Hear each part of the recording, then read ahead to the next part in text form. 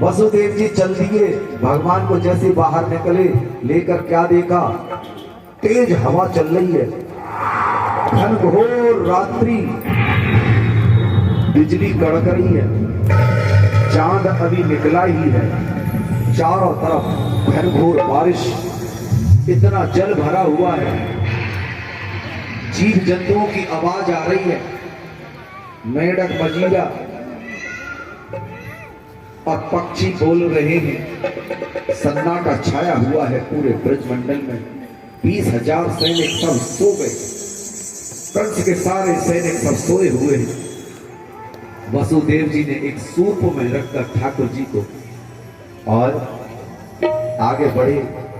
पानी में से होते होते होते आगे जमुना जी आ गई।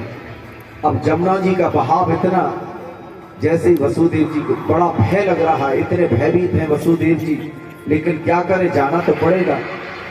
वसुदेव जी अंदर जा रहे हैं, जमुना जी में जैसे ही प्रवेश किए, बहाव पूरा अपने पूर्ण शराब पर लहरें और गर्दन तक पानी आ गया। क्यों?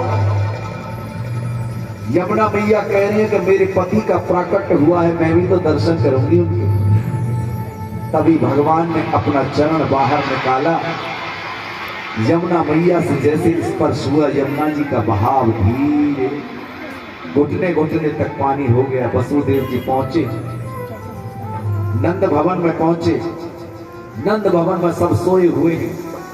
भगवान की चिन्मयी माया पहले ही जन्म ले चुकी है।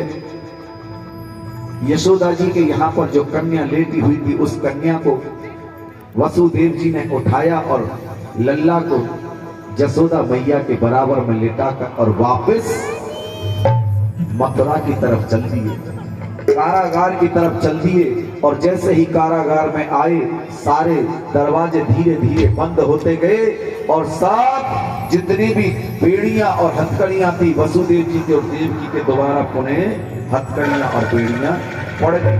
मतलब आचार्य शुक्राचार्य कहने, राजन, जीव जब तक परमात्मा के शरण में था तब तक बंधन मुक्त था।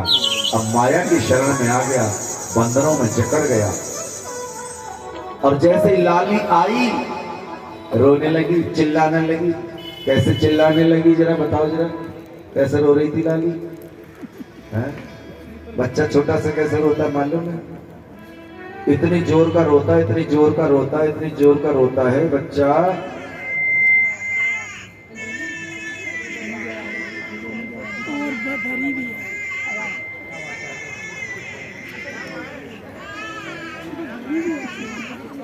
ओले ले ले ले ले ले ले, ऐसे होता ना, ओले ले ले ले, ओले ओले, मौला मौला। माया रोने लगी, सारे बंधनों में जकड़ गए। कंस के जितने भी सैनिक थे जाग पड़े। और क्या हुआ, आवाज सुनी, भागे गए कारागार की तरफ। बैठ जाओ, बीच में बैठ जाओ, कहीं भी कुर्सी पे बैठ जाओ। कारागार की तरफ भागे गए और जाकर राजा कंस को खबर दी, 8वां आ गया, 8वां आ गया, 8वां आ गया। और राजा जो कंस था, उसने उस बच्चे को मारने के लिए सीधा देवकी के कक्ष में प्रवेश किया और कहा कि लाओ इस संतान को मुझे